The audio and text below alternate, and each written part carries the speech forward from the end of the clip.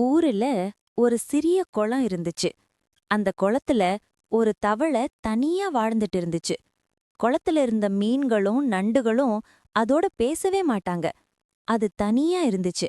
அதனாலே அது தினமும் வானத்த பார்த்து எனக்கு ஒரு நல்ல நண்பன் கிடைக்கணும் அப்படின்னு நினைச்சிட்டு இருந்துச்சு. ஒரு நாள் குளத்துக்கு பக்கத்துல இருந்த ஒரு எலி அந்த தவளைய பார்த்துச்சு. அது சந்தோஷமா, "ஹலோ நண்பா, எப்படி இருக்க?" ன்னு கேட்டுச்சு. அதுக்கு தவளை சோகமா, "நான் ரொம்ப தனியா இருக்கேன்" ன்னு சொன்னுச்சு. அத கேட்ட எலி, "அப்படியா?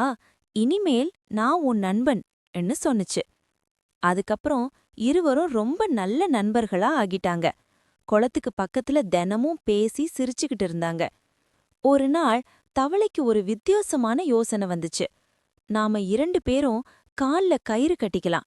அப்போ நீ எங்க இருந்தாலும் நாம ஒன்னா இருந்துக்கலாம் ன்னு சொன்னுச்சு. எலியும் அதுக்கு ஒத்துக்கிட்டுச்சு. இருவரும் கால்ல கயிறு கட்டிக்கிட்டாங்க. அந்த சமயத்துல மேல ஒரு கழுகு பறந்துட்டு இருந்துச்சு. அது கீழ பார்த்ததும் எலிய பிடிக்க கீழ வேகமா வந்துச்சு. பயந்த தவளை உடனே குளத்துக்குள்ள குதிச்சு பெரிய தவறு பண்ணுச்சு. எலி இன்னும் கயிறால அதோட கட்டப்பட்டிருந்தது. எலி தண்ணீருக்குள் இழுக்கப்பட்டு மூழ்கி இறந்துச்சு. சில நாட்கள் கழிச்சு எலியின் உடல் தண்ணீர்ல மிதந்தது. மீண்டும் அந்த கழுகு வந்து எலிய பிடிச்சுச்சு.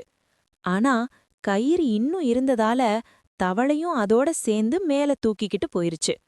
இறுதியில இருவரும் உயிரை இழந்துட்டாங்க.